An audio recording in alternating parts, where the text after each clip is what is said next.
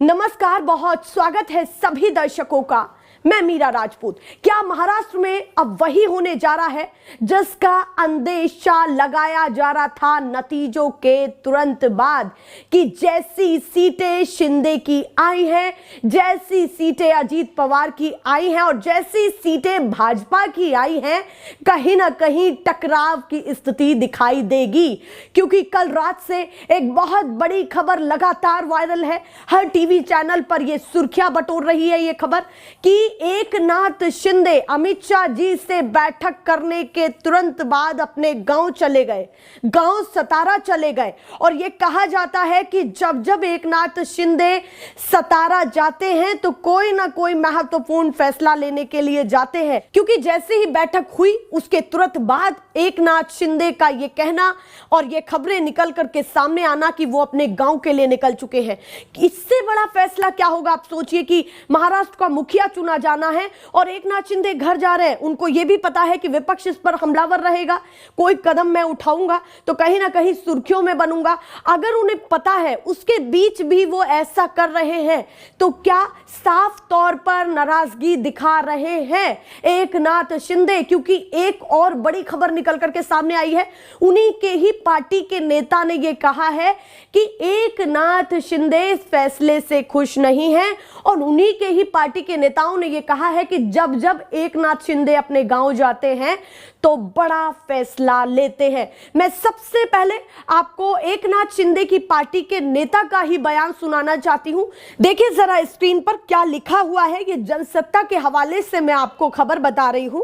और ये एकनाथ शिंदे के करीबी ने कहा है, ये मैं बहुत महत्वपूर्ण चीज बता रही हूं कि एकनाथ शिंदे के करीबी ने कहा है कि हमारे नेता खुश नहीं है और हम भी एकनाथ शिंदे नाराज हैं। प्रवक्ता ने बोला है ये उनके, और उन्होंने ये भी कहा है कि उनकी तबीयत ठीक नहीं है और वो खुश भी नहीं है। दोनों ही चीजें उनके प्रवक्ता ने कही है। ये बहुत गंभीर विषय हो जाता है। और केवल यही नहीं चल रहा है, या तो कुछ अंदर खाने कुछ और भी चल रहा है। क्योंकि जो शरद पवार है, शरद पवार का जो गुट है जो कांग्रेस के साथ है, उन्हीं शरद पवार के करीबी जाते हैं एकनाथ शिंदे से मिलने के लिए। आप सोचिए, इन घंटों में ये बड़ी खबरें चल रही हैं कि अमित शाह जी की बैठक के बाद वो तुरंत गांव चले गए हैं। उसी बीच में ये भी खबर निकल करके सामने आती है कि शरद पवार के करीबी एकनाथ शिंदे से मिल रहे हैं। तो क्या शरद पवार कुछ खिचड़ी पका रहे हैं एकनाथ शिंदे के साथ मिलकर के? कुछ भी हो सकता है। क्या एक नए गठजोड़ की तैयारी हो रही है? कुछ बड़ा हमको दिखने वाला है देश की राजनीति में, यह भी हो सकता है। एक और बयान मैं आपको दिखाना चाहती हूं जो उन्हीं के नेता ने दिया है और काफी महत्वपूर्ण है, जिस बयान की मैं चर्चा कर रही हूं कि उन्हीं के ही नेता ये कह रहे हैं कि जब जब वो जाते हैं तब तब बड़ा फैसला लेते हैं एकनाथ शिंदे। उनकी मैं बात कर रही हूं। देखिए जरा क्या कह रहे हैं। गांव को गए अपने, क्या विशेष है ऐसा क्या?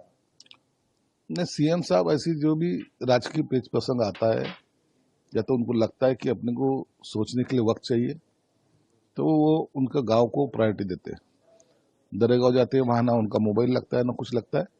एक आराम से एक बड़ा निर्णय लेने का रहा तो हमेशा वो दरेगांव गए हैं।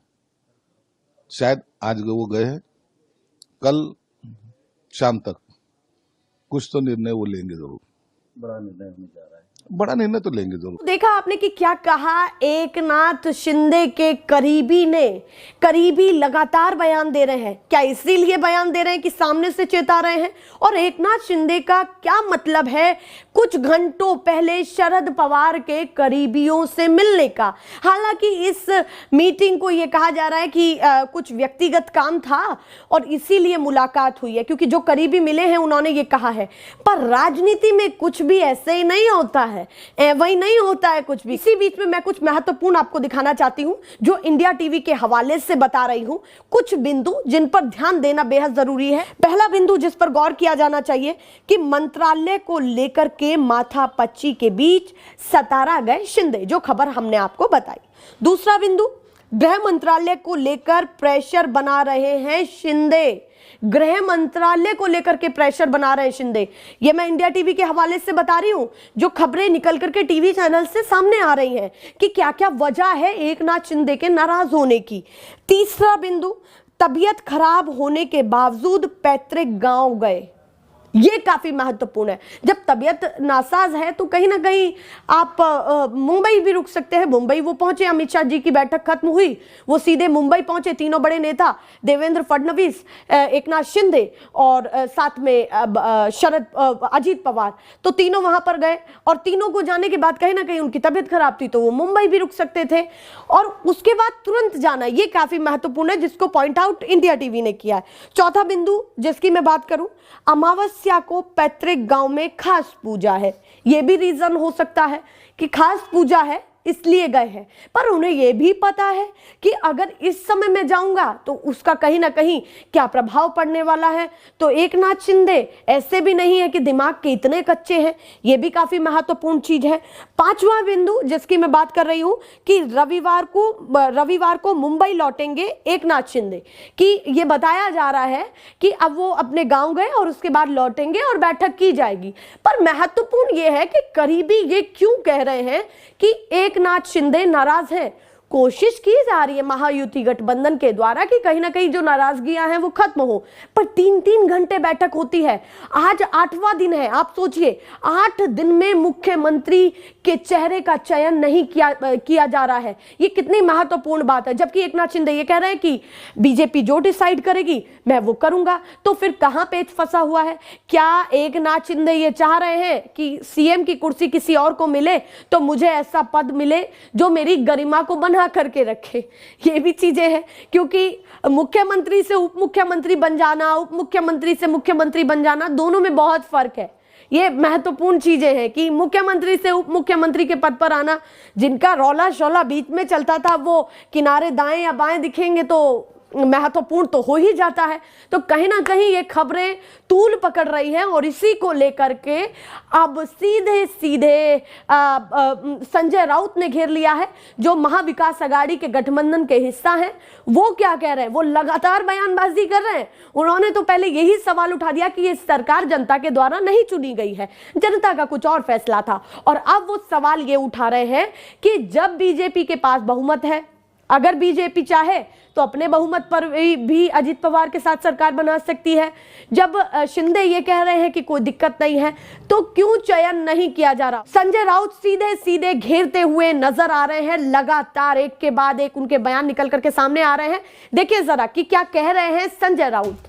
ये आश्चर्य की बात है, भारतीय जनता पार्टी की ऐसी क्या मजबूरी?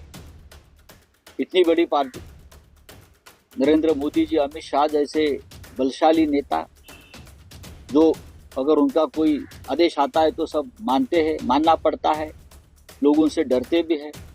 फिर भी 8 दिन का समय बीत चुका है, अभी तक पूरा बहुमत होने के बावजूद महाराष्ट्र को मुख्यमंत्री क्यों नहीं मिल पा रहा है? 132 लगभग 140 विधायक है बीजेपी के पास, यानी लगभग बहुमत है। उनके साथी है उनके पास, किसी के पास 60 है, किसी के पास 40 है, 200 से ऊपर का बहुमत है, लेकिन महाराष्ट्र को अब तक मुख्यमंत्री नहीं है। यहाँ जो केयर टेकर मुख्यमंत्री है वो गांव में जाकर बैठे हैं। कब शपथ लेंगे, कौन मुख्यमंत्री होगा, इस बारे में किसी के पास जानकारी नहीं है। क्यों हो रहा है ये? बात ऐसी है कि जो निर्णय यहाँ आया है वो बहुत ही अनैसर्गिक निर्णय है। राज्य की जनता के मन के खिलाफ आया हुआ ये निर्णय, और इस बारे में महाराष्ट्र में जगह जगह पे आंदोलन चल रहा है। बाबा आडाव जैसा नेता, जिनकी उम्र 95 ईयर 95 साल के है, वो आत्मक्लेश आंदोलन कर रहे हैं। हम सब उनके साथ हैं। तो देखा आपने, ये चल रहा है महाराष्ट्र की सियासत में, ये बवाल मचा हुआ है। एकनाथ शिंदे किधर जाएंगे किधर नहीं ये नहीं पता, पर फिलहाल तो भैया डगमगाई हुई स्थिति दिख रही है। एक पायदान इधर भी है तो दूसरा उधर भी है, एक से बिगड़ चुकी है और एक से बिगाड़ने की संभावनाएं दिख रही हैं। कुछ भी हो सकता है। और ये भी कयास लगाए जा रहे हैं कि एकनाथ शिंदे धीरे धीरे अब जो कोशिश कर रहे हैं वो अपने बेटे को भी आगे बढ़ाने की कोशिश कर रहे हैं, इसीलिए सोचेंगे कि कुर्सी से पीछे हट जाए। पर अगर कुर्सी से पीछे हटे तो उनको भी ना कोई पद चाहिए ऐसा जो महत्वपूर्ण पद हो। राजनीति कुछ ऐसी चल रही है और विपक्ष लगातार हमलावर है कि महाराष्ट्र की सियासत में कभी भी कुछ भी हो सकता है। सरकार बनी तो ये संभावनाएं नहीं है कि ज्यादा दिन टिके, और सरकार नहीं बनी तो कहीं ना कहीं कांग्रेस के गठबंधन को सीधे सीधे फायदा मिलता हुआ दिखाई दे रहा है। ऐसे ही मैं लगातार आपको खबरें दिखाती रहूंगी। फिलहाल के लिए नमस्कार।